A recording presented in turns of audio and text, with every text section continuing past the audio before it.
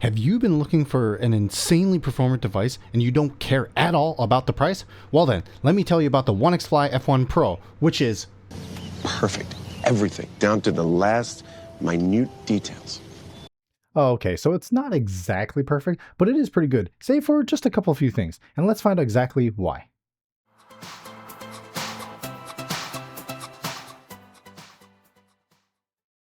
Okay, real quick, I just want to say thanks for clicking on the video, and this product was loaned to me by ONEXPLAYER or OneNetbook, but I've already since returned the device, and they've had no say on the publishing of this video. If you like reviews like this one, where I try to remain as objective as possible, while also telling you what my personal biases are, make sure to hit the like and subscribe buttons. Thanks again. Alright, so what do you get if you order an ONEXPLAYER F1 Pro? What you get inside is the F1 Pro, obviously, and then you get a 100-watt power brick. That's essentially all you get with most of these ONEXPLAYER devices. And keeping with the rapid fire, let's do some specs really quick. It comes with the Ryzen AI9 HX370, a terrible name even as a self-identifying AI. And it also features a 48.5 watt-hour battery, and of course, its claim to fame, the market-leading price. Wow, what the? Yeah, no, not price. What I meant was the 7-inch display, which features a 1080p OLED panel with 144Hz refresh rate. Beyond that, it comes preloaded with Windows 11, and it also features 2 USB 4 ports, but note that it does not, I repeat, does not have an Oculink port. Although it does include a USB-A 2.0 as well as a micro SD card slot, and it comes inside pre-installed a 2280 full-size M.2. Now there are a couple of other configurations, including an AI9 365 or whatever it's called, including the 880M integrated graphics. This one here is the higher spec model. Okay, with all that jargon out of the way, let's get to how this device feels. Now this is an incredibly subjective point, and I've had plenty of people tell me that they prefer a smaller device over the big boy handhelds like the Legion Go that I prefer and love.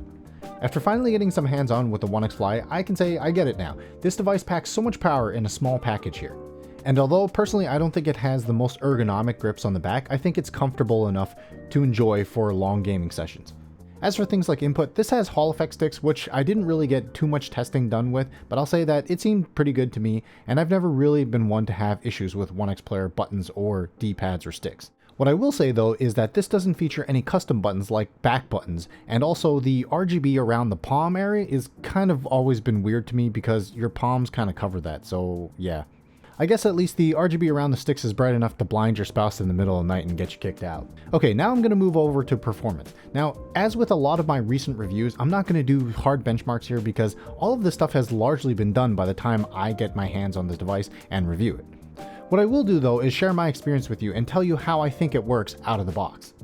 As I mentioned earlier, this thing packs the 890M integrated graphics into it, and that means it's one of the most powerful, if not one of the most powerful handhelds on the market right now.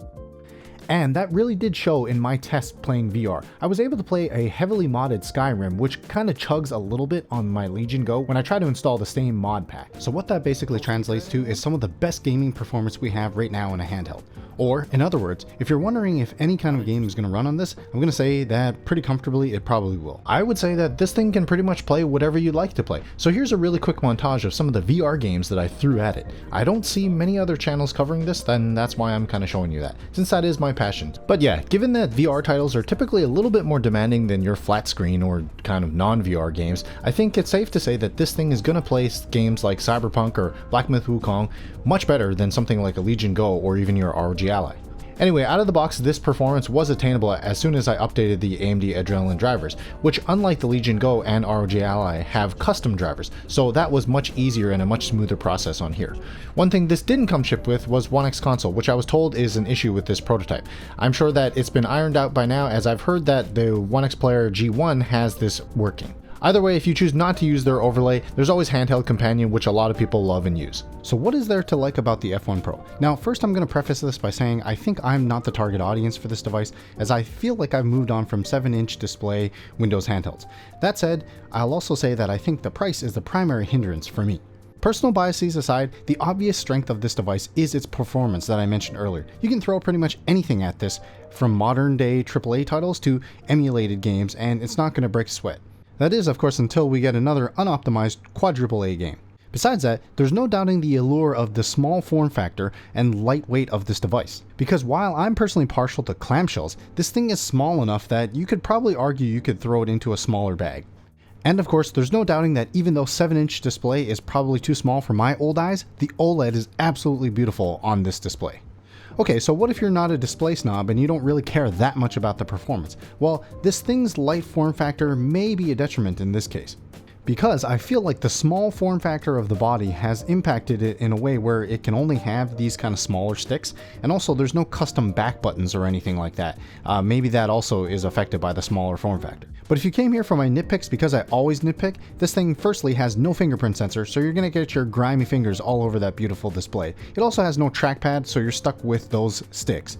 And I mentioned the lack of an Oculink port, which means you're stuck with USB 4 if you'd like an eGPU solution. And before I tell you who should buy this thing, let me also say, today's video is brought to you by Nearity, the makers of the MEMPod Pro and many other awesome office-ready devices. This one here in particular, the MEMPod 2S, has a soft touch plastic finish featuring an over-the-ear design with 4 speakers to ensure that you don't miss a beat in any office or client call, as well as any music that you might be listening to. But of course, what good is hearing the meetings if you can't talk? It's got the adjustable arm for the mic, which can allow you to also transcribe and summarize things on the fly with their built-in AI features using their Nearfi app. And if you know me, you know that I love AI. No, not myself. I mean the app which allows you to get up to 480 minutes of free transcriptions per month.